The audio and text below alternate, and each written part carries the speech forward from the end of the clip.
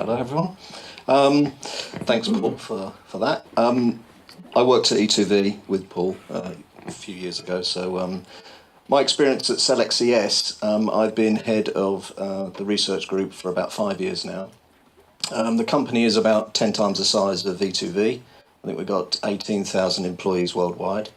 I was in Italy last week, in fact yesterday, and we're currently put in 34 framework Horizon 2020 programs. We currently run 19 FP7 programs, and that's what I'm going to talk about now, because I can't talk about Horizon 2020 because they haven't started yet. So hopefully this will give you a better view of my experiences in the EU. I've been running programs for 5 years, and I'll shut up and start pressing buttons.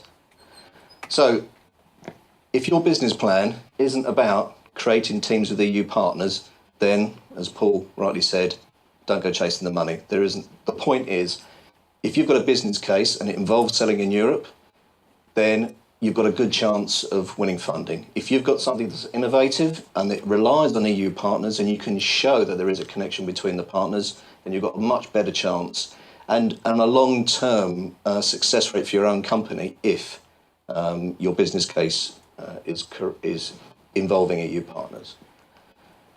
So, as an example, I'm currently, one of the things I'd like to ask is, can I have a show of hands of how many people are actually involved in Framework 7 programs today? One person. Has anyone ever been involved in the Framework 7 program? Because there's been Framework 1. Okay, so we've got 2 people. Okay, so I can say what the hell I like. I'll give you an example of two programs, really, two of the projects. I'm currently running 4, but 2 of the projects I'm currently running. One of them is called EC Safe Mobile. The thing about all projects, you will have a program manager, someone who is in charge of the whole thing. And they take a lot of the burden from the EU. So if you're a partner within a consortium, and this is a consortium of a typical 15 to 20 type companies and universities and technology centres, if you are the coordinating manager of that programme, you are the initial interface with the EU. So you would take a lot of the buffering about the direction, the strategy, and what the project is actually doing. Also the financial burden of reporting everyone's activities. So this is one of the ones I'm interested in. My company over here, we're making some kit, but the rest of this stuff is made with these consortium partners. Now, a thing to point out, forget what the program you're working on. Without these programs, I wouldn't have been in contact with these people ordinarily in my role. So I've got to know people at DLR, Indra, Duisburg University and Cartec in Spain. I wouldn't have had those connections unless it was for the framework programs. And that's something not to undermine. And that's the thing I point out to the EU review panels when you go to Brussels. It is quite intimidating when you go there. You've got 2 days and they're long days and they want to know why you're doing what you're doing. So you have to have a good business reason for doing what you're doing. So partners in the two ones that I've mentioned, you're going to get to know these people very well and what their interests are. And of course, they're all going to have different reasons for being in these projects. So first thing, project objectives. As I said before, you need to be very clear about what your objectives are. They can't be too prescriptive. If you write down, this is what I'm going to develop and this is what it's going to do, as said before, they'll just say, well, go off and do it. You cannot be too prescriptive, and there is an art to writing these. There are people that are very successful at writing these, and they walk the cobbled streets of Brussels today doing just that. And you'll find that there are people that run these programs that have run 15 or 16 programs, one after the other. But there is a style to doing it. There is a style that Brussels will accept as being money well spent. It has to have elements of risk, and you need to show that there is risk in this. If it's not risky, they're not going to give you the money. It's got to be new and exploitable. Now, a definition of innovation, from my point of view, is invention that gives you profit. That is what innovation is. The outcome of all projects that go through the EU is going to be, how is Europe going to be better because of this project? Because that's what they're looking for. They're looking for Europe as a shrinking economy in the world. They want to see what you're going to do is going to make Europe a more competitive place.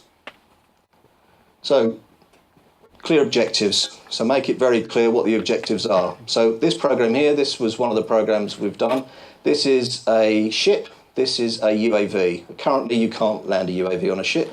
So this program was about how do you design and develop a system and architecture to be able to land a UAV on a ship in a Sea State 6 storm.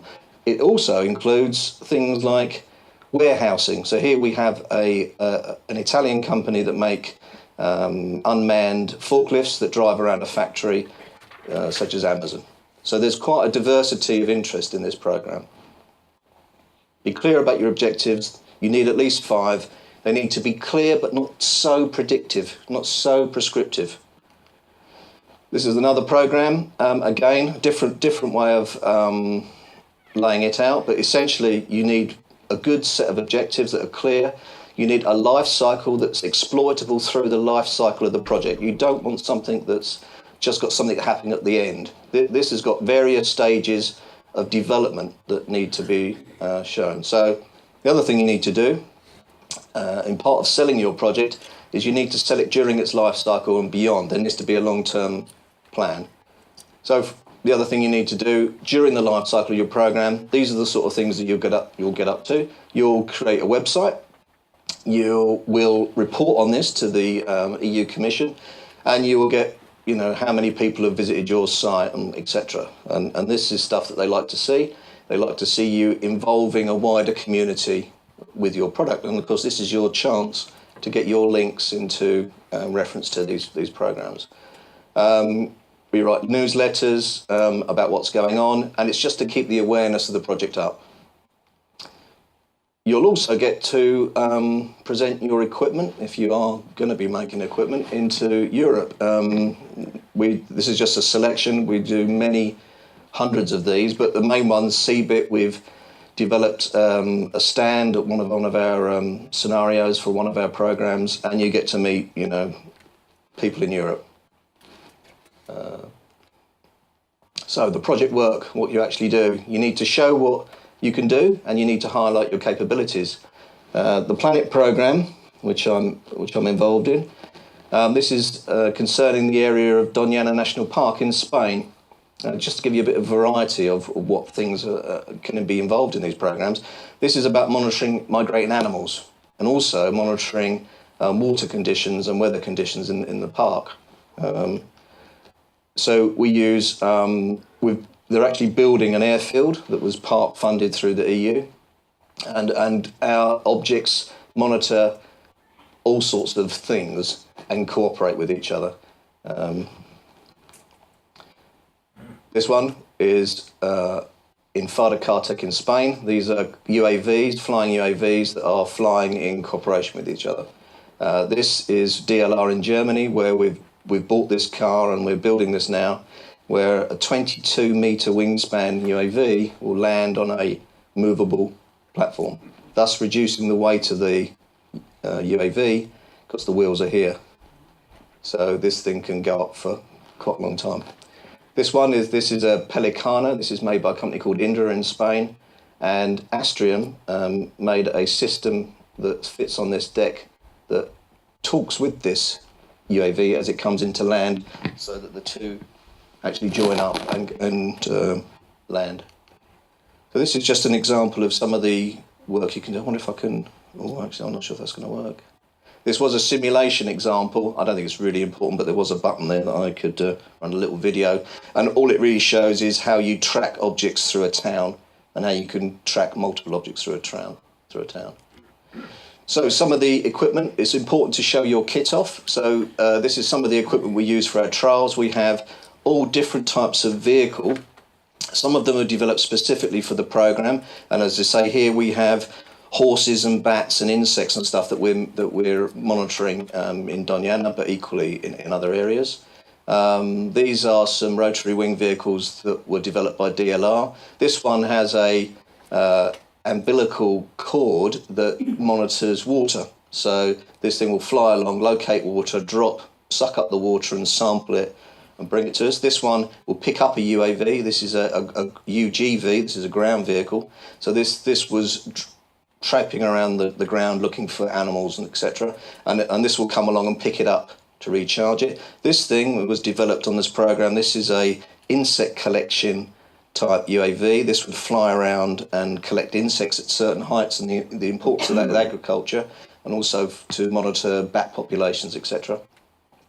And this is flying at night, what insects are available at night. This was with Flying Cam that did the James Bond Skyfall opening scene on the motorbike across the rooftops in Turkey. This is the airfield that we're developing. It's now completed. It completed in June this year. It was opened by the Interior Minister in Spain. It's Atlas Airfield. It's a 35 square kilometre area of space in Spain that allows you to fly UAVs, because in Europe there's lots of legislation on not being able to fly UAVs.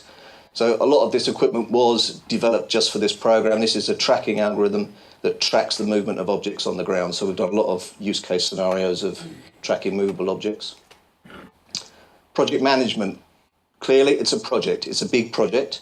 It involves many people with different interests. So you're going to have to show, if you are going to project manage one of these, or even a part of it, you're going to have to show due diligence. So you're going to show how you monitor and control activities. You're going to have to explain deviations from the original plan, because there will be. You've got to be financially stable as a company. You have to show your auditable trace. There has to be a trace. They can come and check that you've spent the money wisely, and as you said. You've also got to show a transfer of knowledge between partners and other EU projects. That's the point of being here, is while you're working on these programs, you'll learn something and you can pass it on to someone else, and vice versa. You can take something from them, and that is very key. They're also very keen, if you can actually show a connection between another project in your field, you will get big points for that one. They love that idea.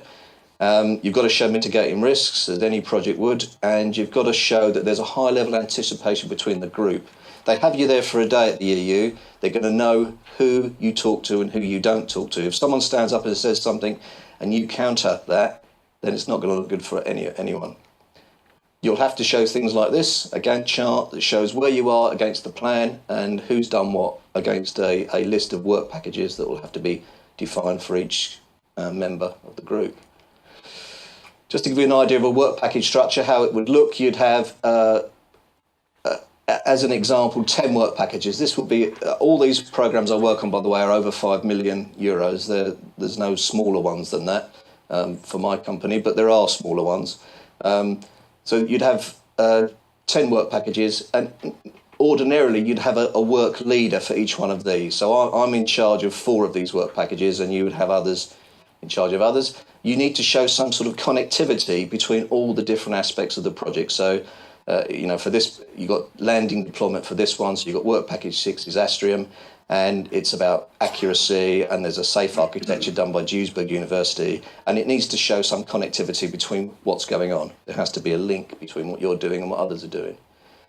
This is the deliverable. Part of the paperwork that goes into the EU is they want to see the deliverables. As said before, if you say you're going to do something, they want evidence that you've actually done it. So you will have a list of deliverables. And for this program, I think I've got over 300 deliverables on this program. So each one will need to have, you have a periodic report once a month. So for instance, just take a line, let's say this one, D 6.1, design of simulation tools for high mobility cooperative systems. The leader is Farda Kartek in Spain. He's got 16 man months to actually do this, but that's all members. That's not just him, that'll be others as well. And it's going to be reviewed by the University of Seville. And this is when the draft went in, and this is when it's going to be sent back to the leader for sending on to the EU, obviously through the project coordinator. Another thing, this is part of the financial side of things. You've got the deliverable milestones, but you've equally got to deliver your monitoring milestones. So the monitoring milestones will be based on a form called a Form C. Now, this might change for Horizon 2020, but it's not going to be so much different, I would imagine.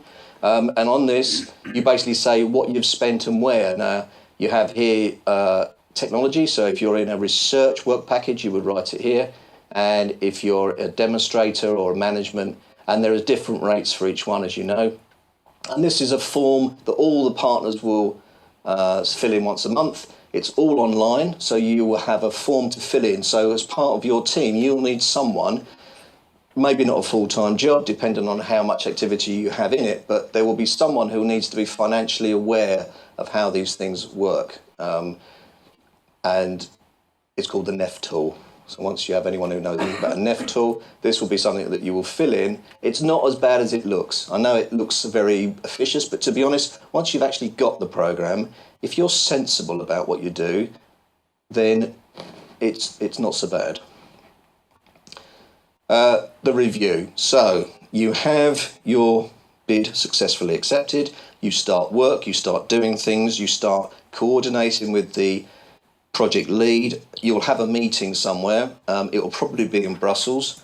And you'll get together and you'll say, right, what are we all going to do? You'll first of all present to each other, because it may be that you don't even know who these people are. But that would be a bad situation to be in. You have to have reasons for what you're doing. The EU are human like the rest of us. If you go in and ask for money, they're just going to say, what are you doing it for? Why are you doing it? If the atmosphere is right, and I do point that decidedly, ask for guidance if it's prudent to do so. I've had 2 projects that were really on the floor where they were going to cancel.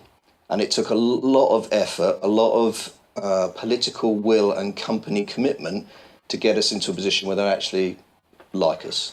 The other 2, they didn't have any worries about the business case, and the project officer had a slightly different take on what was happening. So a lot of it is down to personality. Your project controller will have a different view than another project controller on what your project's about. So you have to really sell it to them.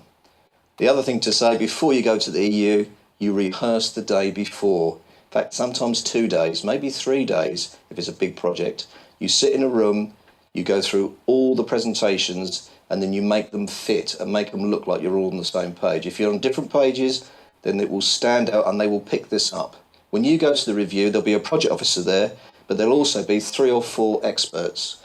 For my programs, I have at least 5 experts in the room. There'll be an expert on naval, there'll be an expert on UAVs, there'll be an expert on whatever field that you're supposedly being innovative in. There'll be someone there who knows much technically than you do. So they will ask fair questions, but they will ask very direct, strong questions that you need to answer. So when this happens, there's the project officer, and they are different, like all humans. Some will be very strong, some will have backgrounds in business, some will be economists. I've had ex-military people, I've had ex-business leaders. There is a variety, but don't underestimate them. They do want to be fair, but they will be very firm with what you're doing. Now, for this particular one, the lead of your program is this executive board. So you'll have a project coordinator who is the head of your project, which is your point of contact if you're a work package leader. There will be a financial administrative coordinator email you all the time saying, have you updated your NEF form? Please send me in the latest expenses from XYZ, because until all these are in, they can't report the report into the EU, and that's when you don't get money. So the sooner you get your money, what you've spent into this group, and that's agreed and into there, the feedback comes back, and they're pretty good at paying. They pay. Outside of the steering committee, but this particular project, I actually invented this bit because we had a problem where most of the Framework 7 programs in the past have been research-led.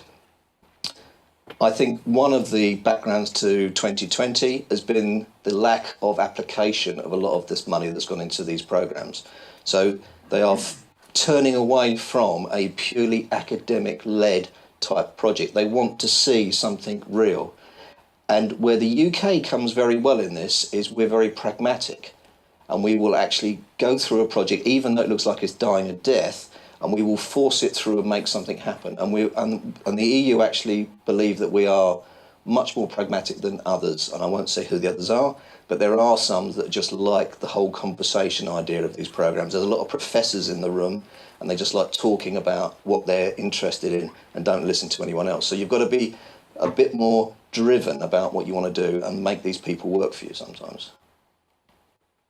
There'll be lots of guidance on this. I've just done the ones I use for FP7. You do need to do a lot of reading background because you don't want to put in something that someone else has done. You need to have something that's new. If it's not new, they will know before you do.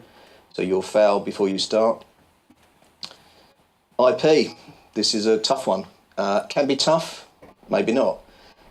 If it's an area that's being developed clearly by some other group, then there isn't an issue. If you've thrown in an idea into the discussion that actually goes into someone else's product, then you've got to accept that you've done them a favour. But equally, they could do one back for you. So you've got to think maybe a little bit broader term about the partnership. The reasons you're having this partnership is you want to gain from these people's experience of other markets. Maybe you can take something away yourself. So you have to be fairly open, and you've got to be prepared for that. But they will see, they will want to see this managed, and you want to, at the beginning of the program, you want to make sure that you're clear about what your IP is. Final outcomes. The final outcomes is, what has my company gained from this experience? What has the EU gained from this program, and what do you do next? All sounds very obvious, but when these programs end, you normally never see them again. The company never does anything with it. So you've got to push the outcomes of this program into either the next program, or hopefully what the EU want to see is a final big demonstration of this, where they can get the EU commissioner along and they can say, look what this fantastic work all these people have done, and it's going to now be a new line of business within a company. That's what they want to see. That's what everyone wants. They want the same as your managing director will want. He'll say, why are we doing it? What have we gained from it? Is there anything coming out of it? And the EU want the same. So just for my experience of this, I'm in charge of the exploitation of all the companies in this particular program. So I'm looking at how we exploit things that my company isn't going to benefit from. So I look at other companies such as Astrium and others on how they're going to exploit the outcomes of this program. For me, just on my company's output from this one program, we've set out the industrial requirements needed.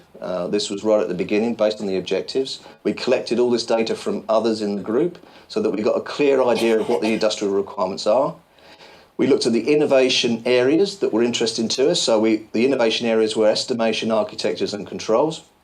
The results of these needed to be fed, and the benefits shown, which I think we have, and that's the end. So, thank you.